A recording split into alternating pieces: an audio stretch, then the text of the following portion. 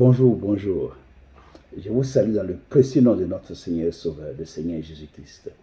Ce matin, par sa grâce, nous avons une très très bonne nouvelle. Et cette nouvelle est dans Jean 13, 2 à 4. Et je lis tout de suite la parole de Dieu. Pendant le souper, lorsque le diable avait déjà inspiré au cœur de Judas Iscariote, fils de Simon, le dessein de le livrer, Jésus qui savait que le Père avait remis toutes choses entre ses mains, qu'il était venu de Dieu et qu'il s'en allait à Dieu. Que la parole de Dieu soit bénie au nom de Jésus-Christ. Donc, pendant le souper, Judas, qui avait été déjà corrompu par le diable, était parmi ceux qui mangeaient à table avec le Seigneur. Et pourquoi Judas, alors qu'il était avec le Dieu créateur, de celui qui l'a créé, et qu'il a laissé son cœur être corrompu par le diable? Parce qu'il n'était pas sincère quand il marchait avec Dieu. C'est pour cela que quand tu marches avec Jésus-Christ, il faut être sincère. Il faut être sincère parce que marcher avec Dieu n'est pas un terrain de compromis. Ce n'est pas un terrain de jeu. Ce n'est pas un terrain pour venir se faire voir. C'est un terrain de sincérité. Marcher avec Dieu, c'est avoir une relation de père à fils. Être sincère. Tu vois? Et nous voyons ici, dans Jean 12, verset 6, la Bible dit que Judas Iscariote, le même qui a trahi Jésus, Judas Iscariote, fils de Simon, qui devait le livrer, dit: pourquoi n'a-t-on pas vendu ce parfum à 300 deniers pour les donner aux pauvres? La Bible dit, il disait cela non qu'il se mit en peine des pauvres, mais parce qu'il était voleur et que, tenant la bourse, il prenait ce qu'on y mettait.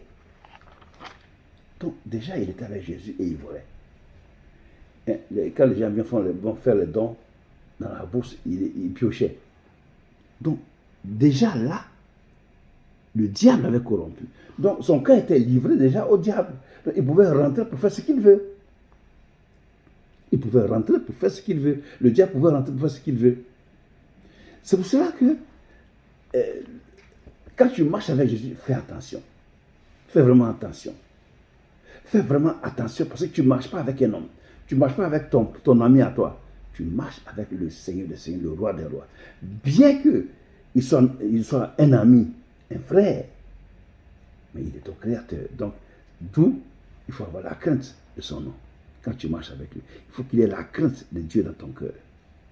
Sinon, tu vas faire n'importe quoi. Et puis, dans l'église, là, c'est pas tout l'argent qu'on prend pour manger.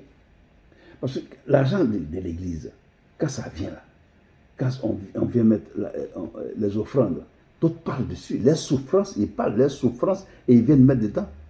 Toi, quand tu as vu comme ça, là, tu viens, tu prends, tu te vas faire tes dépenses. Fais attention, mon frère. Prends garde à toi. Parce que Satan est en train de corrompre ton cœur. Et là, bientôt, il va te corrompre pour faire une mauvaise chose encore. Oui, il est en train de te corrompre. Fais des choses correctement. Fais les choses dans la maison de Dieu. Fais des choses correctes selon la volonté de Dieu. Selon Dieu. Il faut prier, il va te montrer ce que tu dois faire. Sois sincère avec Dieu. Sois honnête. Travaille honnêtement dans la maison de Dieu. Travaille honnêtement. Mais quand tu vois, parce que tu es le pasteur principal, quand on met l'argent, tu viens, tu pioches. Tu viens, tu pioches. Tu ne sais pas les souffrances des personnes qui ont mis dedans. Tu viens, tu prends, tu devant manger. Et tu penses que ça va aller où? Ce qui n'est pas demander la permission à Dieu pour pouvoir prendre cet argent. Tu penses que ça va aller où? Mais ça va chez toi.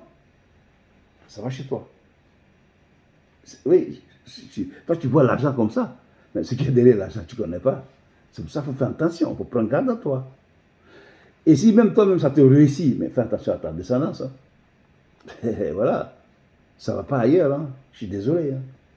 C'est la parole de Dieu, c'est comme ça, ça ne va pas ailleurs. Donc, marche sincèrement, marche honnêtement.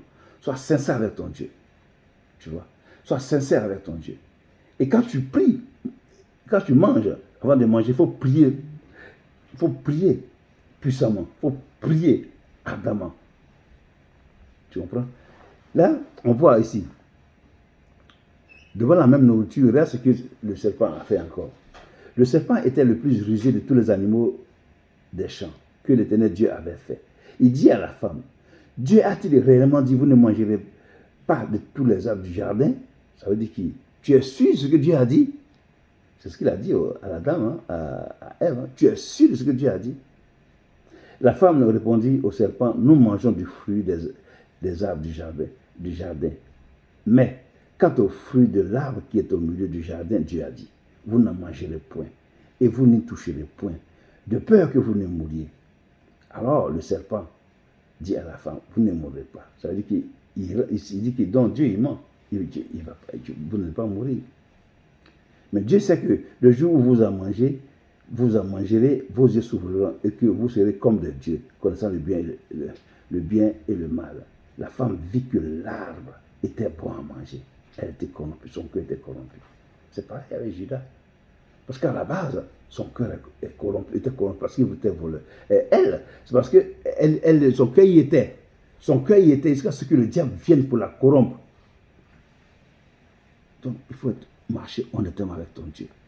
Il faut marcher honnêtement avec ton Dieu, de peur que Satan ne vienne te corrompre. Je te dis, Jésus vient bientôt. Jésus revient très bientôt. Et tu ne vas pas rester dans ce terrain de corruption-là, de péché là, et quand il va venir, il va repartir avec les autres, toi tu ne vas pas, et tu vas commencer à te morfondre ici. Fais les choses correctement. Mais quand tu prends l'argent là, et tu vas payer ça et ça t'envoie où même? Comparé à la vie éternelle, où ça va t'envoyer? Non, toi aussi, sois honnête et sois sincère. Il y a des choses que tu peux faire de ton propre chef. Mais il y a des choses que, avant de toucher, il faut prier. Il faut prier. Parce que de ce qui est sacré, on ne fait pas de n'importe quoi. On ne fait pas de n'importe quoi dans la maison de Dieu, s'il te plaît. On ne fait pas de n'importe quoi. Si tu dis que tu travailles pour Jésus-Christ et que l'église que tu gères appartient au Seigneur Jésus-Christ, mais le Saint-Esprit est ton ami du quotidien que tu dois consulter tous les jours, tous les matins, tous les jours avant de faire quoi que ce soit. Pour que ce que tu fais aille de l'avant et avance. Oui. Si tu dis que vraiment tu travailles pour Jésus-Christ, donc le Saint-Esprit est ton ami, il est constamment avec toi. Mais si ce n'est pas le cas, donc il n'est pas là. Je suis désolé, mais il n'est pas là. Dieu n'est pas un homme comme nous. Et non plus, on ne peut pas le manipuler comme on veut, non. Quand il y a du faux, là, il se retire tout de suite. Il n'est plus dedans. Quand il y a le péché, il n'est plus là. C'est comme ça.